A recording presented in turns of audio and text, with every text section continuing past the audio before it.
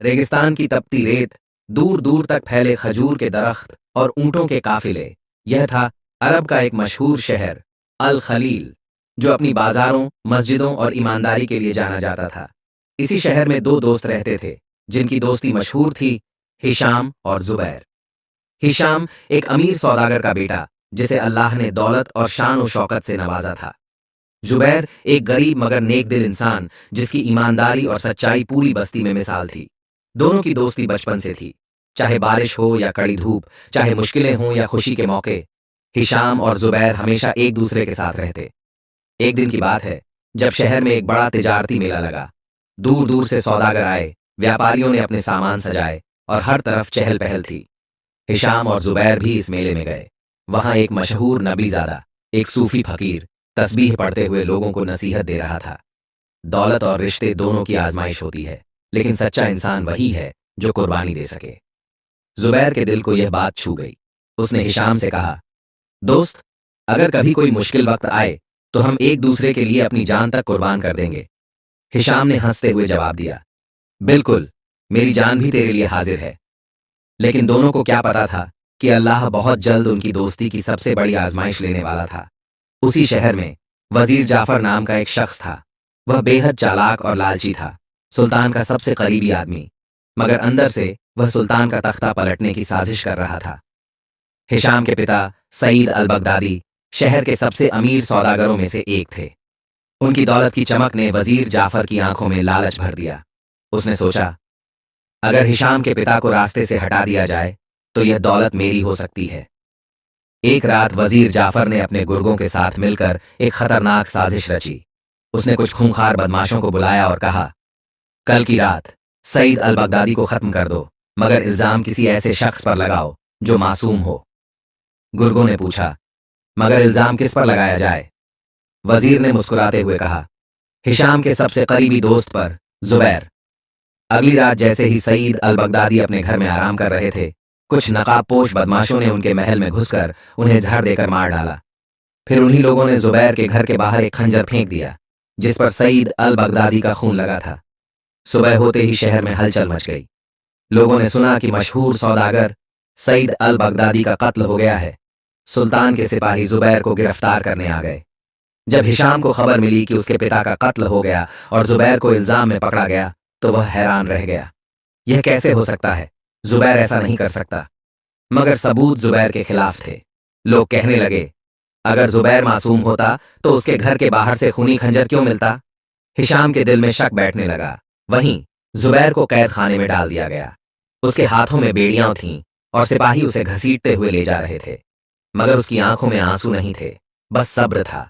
जब हिशाम उससे मिलने जेल गया तो उसने गुस्से में कहा, जुबैर, सच बता, तूने मेरे अब्बा को क्यों मारा? जुबैर की आंखों में दर्द था, मगर वह बस एक ही बात कहता रहा, हिशाम, मैं बेगुनाह हूं, अल्लाह की कसम, मैंने तेरा कुछ नहीं बिगाड़ा। मगर हालात और सबूत जुबैर के खिलाफ थे।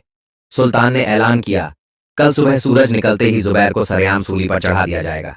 यह सुनते ही हिशाम का दिल कांप उठा। क्या वह अपने सबसे प्यारे दोस्त को खो देगा? वहीं जुबैर ने आखिरी बार हिशाम की तरफ देखा और हल्की मुस्कान के साथ कहा, यार, मैं मर जाऊंगा, मगर मेरा दिल अब भी तुझसे कोई शिकवा नहीं रखेगा। यह सुनकर हिशाम का दिल बैठ गया। क्या जुबैर वाकई गुनहगार था या कोई गहरी साजिश थी? सुबह की पहली किरणें आते ही बाजारों में हलचल मच गई। आज शहर में एक बेगुनाह की जान लेने का फैसला हो चुका था। जुबैर को सरेआम सूली दी जानी थी। शहर की मस्जिद से फज्र की अजान की सदाएं उठीं, मगर हजारों लोगों की आंखों में अंधेरा छाया हुआ था। हिशाम अपने महल में बेचैनी से इधर उधर टहल रहा था। उसके दिल में एक सवाल बार बार उठ रहा था, क्या वाकई जुबैर गुनहगार है? उसकी मां अमीरा बानो ने पास आकर कहा, बेटा, अगर जुबैर ने तेरा बाप मारा है तो उसे सजा मिलनी चाहिए। हिशाम की आंखें भर आईं। लेकिन अम्मी, अगर वो बेगुनाह हुआ तो? अमीरा बानो खामोश हो गईं। हिशाम का दिल तड़प रहा था, मगर सच उसके सामने नहीं था। दूसरी तरफ जुबैर जेल की अंधेरी कोठरी में बैठा तस्बीह पढ़ रहा था। उसने क़यामत के दिन पर भरोसा कर लिया था। उसके होंठों पर बस एक ही दुआ थी, या अल्लाह, अगर मैं बेगुनाह हूं तो सच को जाहिर कर दे। वहीं वजीर जाफर अपने महल में आराम से बैठा था। उसके चेहरे पर फरेब की मुस्कान थी। तभी एक खास आदमी उसके पास आया और धीरे से कहा, वजीर आला, जुबैर की फांसी का वक्त करीब है। सारा शहर देखने के लिए इकट्ठा हो रहा है। जाफर हंस पड़ा। बहुत खूब, आज के बाद इस शहर पर मेरा कब्जा होगा। मगर वह नहीं जानता था कि अल्लाह की रजा उसके खिलाफ एक नई साजिश बुन रही थी। इधर हिशाम बेचैनी में जल रहा था। वह यह मानने को तैयार नहीं था कि उसका सबसे प्यारा दोस्त खूनी हो सकता है।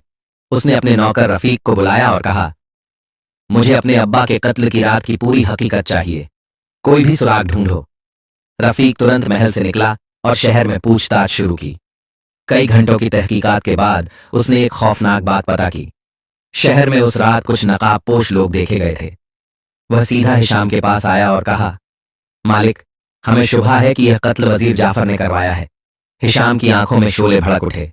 अगर यह सच है तो मैं अपने दोस्त को मरने नहीं दूंगा। जुबैर को जंजीरों में बांधकर शहर के सबसे बड़े चौक में लाया गया। हजारों लोग जमा थे। कुछ की आंखों में हमदर्दी थी तो कुछ गुस्से में थे। सुल्तान के सामने जुबैर को खड़ा किया गया। सुल्तान ने ऊंची आवाज में कहा, जुबैर, अगर तू कबूल कर ले कि तूने ही सईद अल बगदादी का कत्ल किया है तो तुझे सिर्फ जेल की सजा दी जाएगी। जुबैर ने बेखौफी से कहा, मैं झूठ नहीं बोल सकता, मैंने यह कत्ल नहीं किया। सुल्तान गुस्से में चिल्लाया, तो फिर तुझे मौत की सजा दी जाएगी। ठीक उसी वक्त हिशाम घोड़े पर तेजी से दौड़ता हुआ आया और ऊंची आवाज में बोला, रुक जाइए, मेरा दोस्त बेगुनाह है। सुल्तान ने हैरानी से पूछा, क्या सबूत है तेरे पास? हिशाम ने अपनी तलवार निकाल ली और कहा, वजीर जाफर से पूछिए, असल गुनहगार वही है। पूरा शहर सन्नाटे में आ गया। लोग हैरत से वजीर जाफर की तरफ देखने लगे। सुल्तान ने सख्ती से पूछा, जाफर, क्या यह सच है? वजीर जाफर डर गया। वह कुछ बोल पाता इससे पहले ही रफीक ने एक और गवाह पेश कर दिया, एक खास नौकर जिसने अपनी आंखों से जाफर के आदमियों को कत्ल करते देखा था। अब वजीर जाफर की साजिश खुल चुकी थी। सुल्तान गुस्से में खड़ा हो गया और कहा, इस खबीस को गिरफ्तार करो। सिपाहियों ने जाफर को पकड़ लिया। शहर के लोगों ने अल्लाह का शुक्र अदा किया। हिशाम ने जुबैर की जंजीरें खुद खोली और उसे गले लगा लिया। उसकी आंखों से आंसू झरझर गिरने लगे। मुझे माफ कर दे दोस्त, मैंने तुझ पर शक किया। जुबैर मुस्कुराया और कहा, अल्लाह से दुआ कर कि तेरा शक कभी तुझे तेरे अपनों से दूर न करे। यह कहकर उसने आसमान की तरफ देखा और कहा, या अल्लाह, तूने मेरी बेगुनाही साबित कर दी। पूरा शहर इस सच्ची दोस्ती को देखकर रो पड़ा। वजीर जाफर की गिरफ्तारी के बाद शहर में खुशी का माहौल था। लोगों ने राहत की सांस ली कि अब इंसाफ हो चुका था और जुबैर बेगुनाह साबित हो चुका था। लेकिन खतरा अभी टला नहीं था।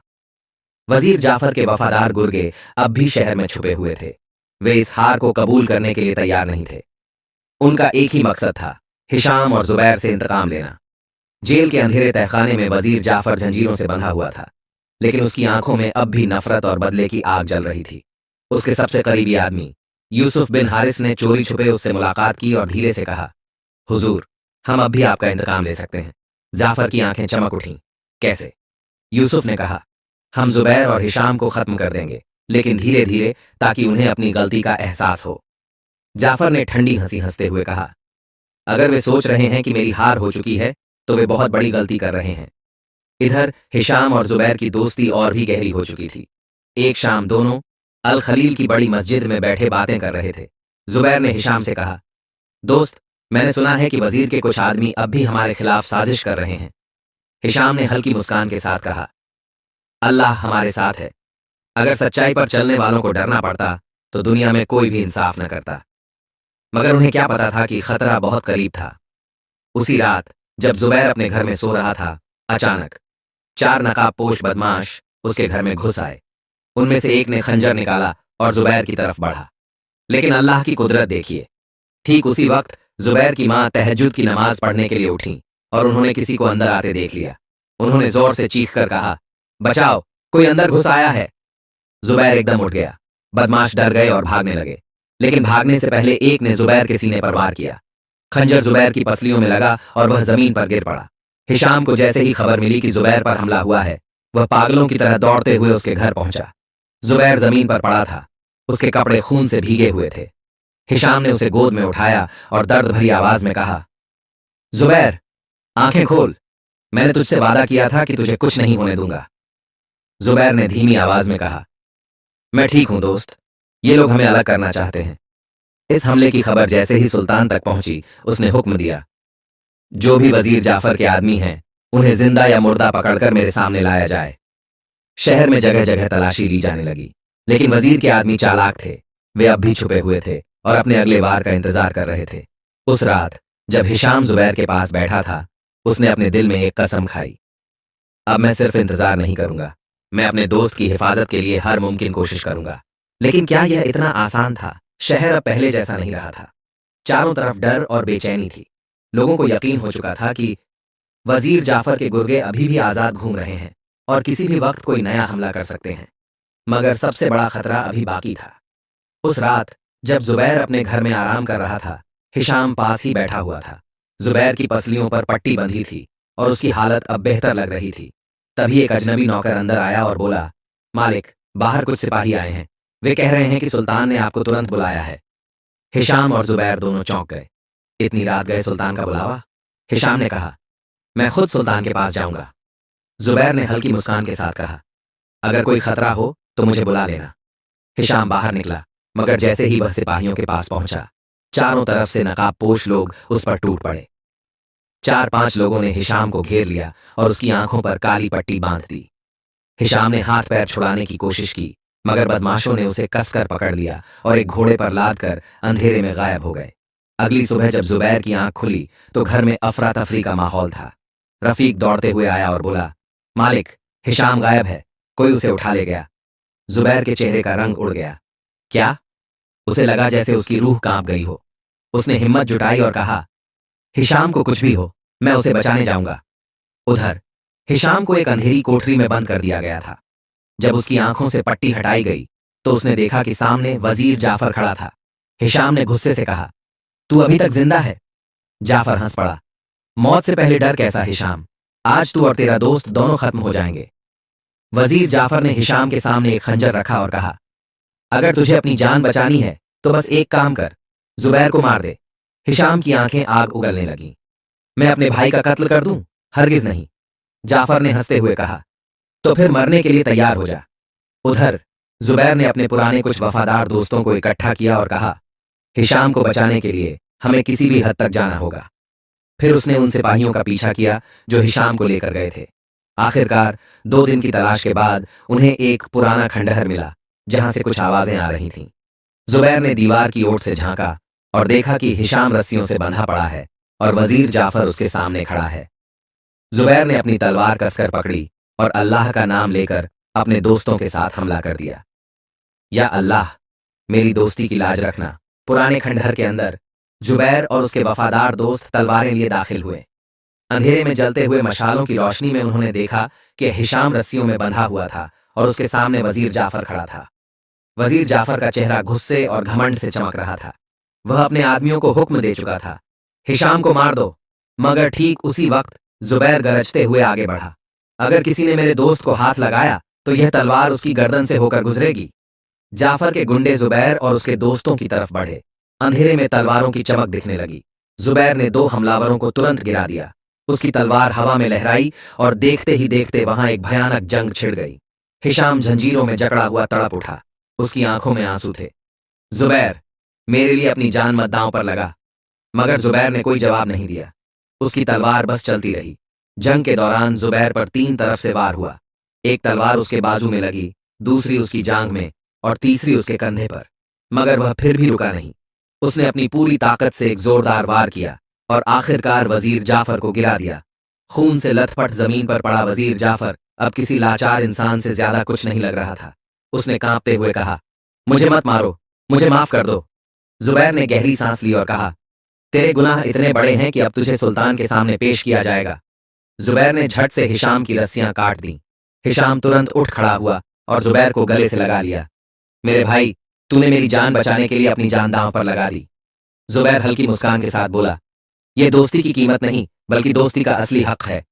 अगले दिन सुल्तान ने अपने महल में ऐलान किया, वजीर जाफर ने जो साजिश रची उसकी सजा मौत है।